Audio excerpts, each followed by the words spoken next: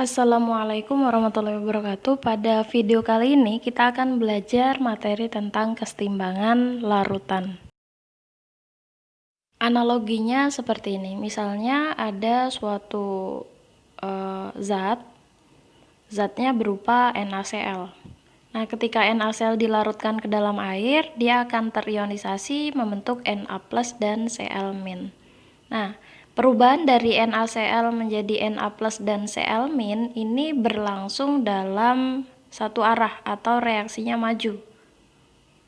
Artinya Na+ dan Cl- tidak kembali lagi menjadi NaCl. Nah, ini disebut sebagai reaksi irreversible atau reaksi satu arah dari reaktan menjadi produk. Nah, tetapi ada suatu kondisi atau zat-zat tertentu yang ketika direaksikan dia akan berlangsung dalam dua arah. Misalnya, CaCO3 ketika direaksikan dengan air dia akan terionisasi menjadi Ca2+ dan CO3 2-. Nah, setelah terionisasi ternyata ion-ion tersebut kembali lagi menjadi CaCO3. Ini artinya bahwa reaksi berlangsung dalam dua arah atau bolak-balik yang disebut sebagai reaksi reversible. Nah, reaksi yang berlangsung dalam dua arah ini kemudian dibahas dalam materi kesetimbangan atau disingkat dengan K. Kesetimbangan sendiri didefinisikan sebagai laju reaksi reaktan sama dengan laju reaksi produknya, atau laju reaksi sebelah kiri sama dengan laju reaksi sebelah kanannya.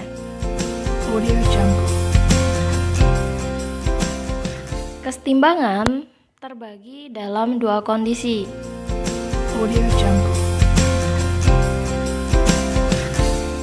Kesetimbangan yang pertama adalah kesetimbangan yang homogen. Homo artinya sejenis. Maksudnya adalah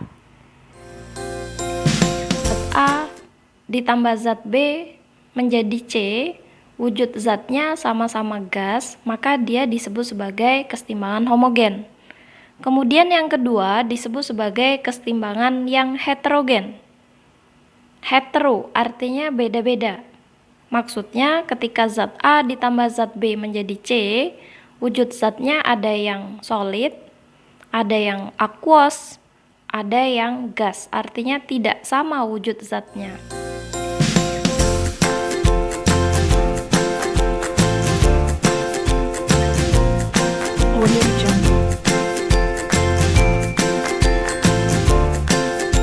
Dalam perumusannya, kesetimbangan terbagi menjadi dua. Yang pertama adalah Kc. Kc sendiri adalah kesetimbangan yang dipengaruhi oleh konsentrasi.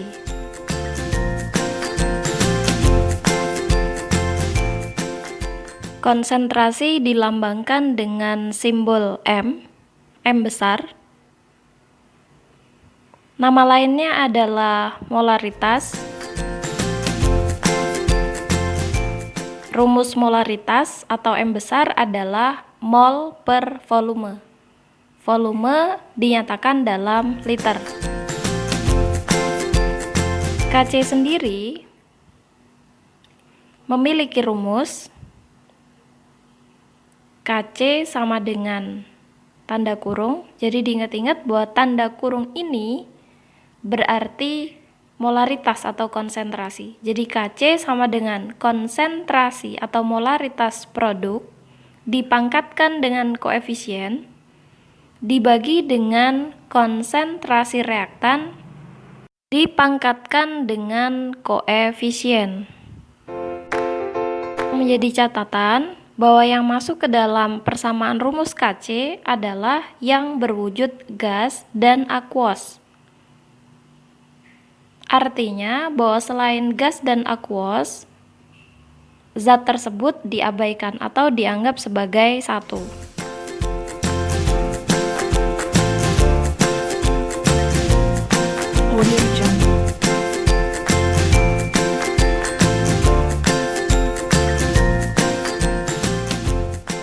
Contoh soal misalnya, sejumlah N2 direaksikan dengan 3H2 menjadi 2NH3. di mana N2 berwujud gas, H2 gas, dan NH3 berwujud gas. Nah, bagaimanakah menuliskan persamaan Kc-nya? Nah, hal yang perlu diperhatikan bahwa sebelah kanan itu disebut sebagai produk. Sementara yang sebelah kiri adalah reaktannya. Setelah kalian dapat menentukan mana yang reaktan dan mana yang produk, selanjutnya adalah membuat persamaan Kc. Kc sama dengan konsentrasi NH3 dipangkatkan dengan 2 dibagi dengan konsentrasi N2 dikali konsentrasi H2 dipangkatkan 3. Audio Jungle.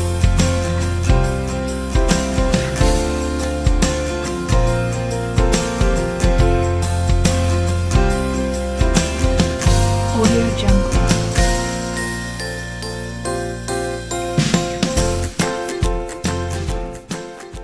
Contoh lagi soal nomor 2. Misalnya ada zat A ditambahkan dengan zat B menjadi C, kita misalkan koefisien B2. A berwujud solid, B-nya berwujud gas, dan C-nya berwujud gas. Bagaimanakah menuliskan persamaan rumus Kc? Ingat, yang sebelah kiri disebut sebagai reaktan, yang sebelah kanan disebut sebagai produk. Maka harga Kc-nya sama dengan konsentrasi C dipangkatkan dengan koefisiennya 1, tidak perlu ditulis sebenarnya, dibagi dengan konsentrasi B dipangkatkan 2. Kenapa A-nya tidak ditulis? Karena A-nya berwujud solid, sehingga dianggap 1.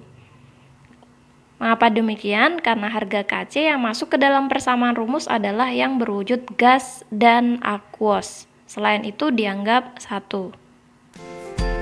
Contoh yang ketiga, misalnya sejumlah zat N2O5, 2N2O5 menjadi 4NO2 ditambah O2. Ingat, yang sebelah kiri adalah reaktannya, sebelah kanan adalah produk. Kita anggap semua zat itu berwujud gas. Bagaimanakah persamaan Kc?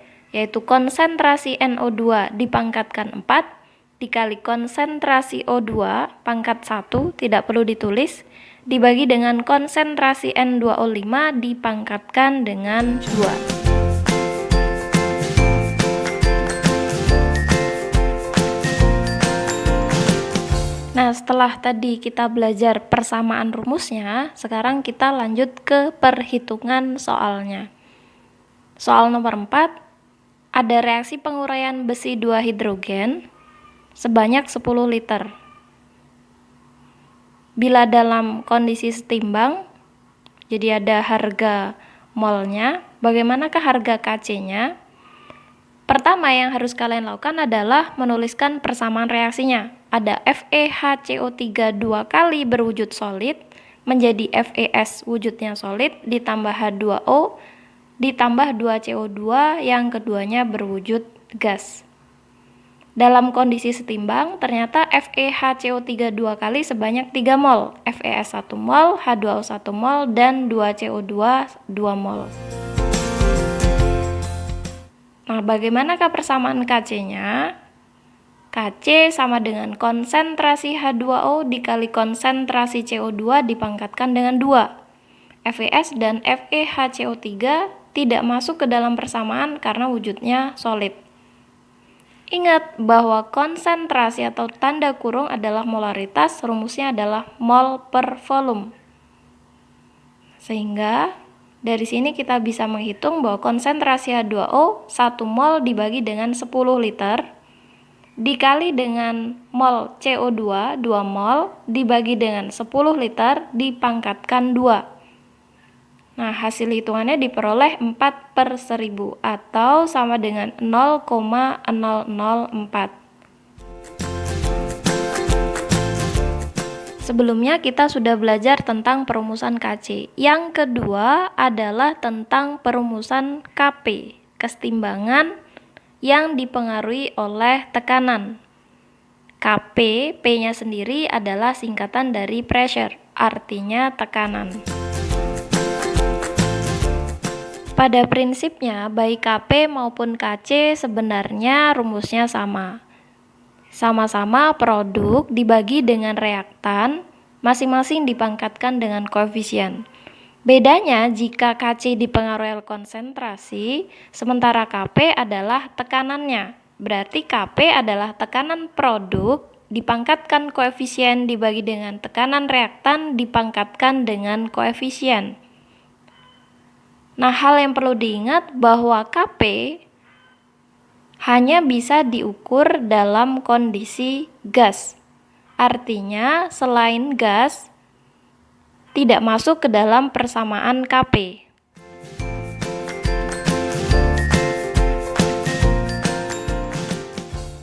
Contoh soal misalnya ada 2A ditambahkan dengan 3B menjadi C. Nah, misalkan semua wujud zat adalah gas, maka persamaan harga Kp-nya yaitu tekanan C dipangkatkan dengan koefisien dikali tekanannya si A pangkatkan 2 koefisiennya dikali tekanannya si B dipangkatkan 3. Audio Jungle. Nah, untuk mendapatkan tekanan masing-masing zat itu ada rumusnya. Tekanannya si C misalnya rumusnya adalah mol si C dibagi dengan mol total. Mol total adalah hasil jumlah dari mol A ditambah B ditambah C. Kemudian dikali dengan P total. Audio Jungle. P setiap bagian zat ini disebut sebagai tekanan parsial. Tekanannya si A artinya tekanan parsial A, tekanannya si B berarti tekanan parsialnya si B, dan seterusnya.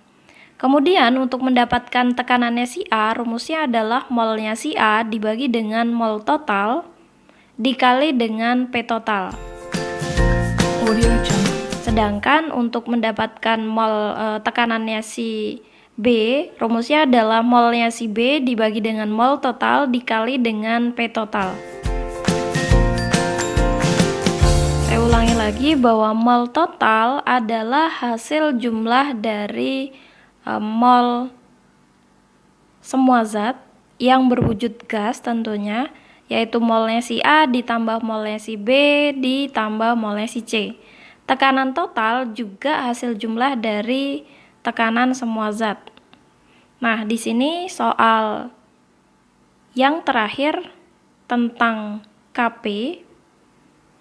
Yang pertama harus dilakukan adalah menuliskan persamaan reaksinya.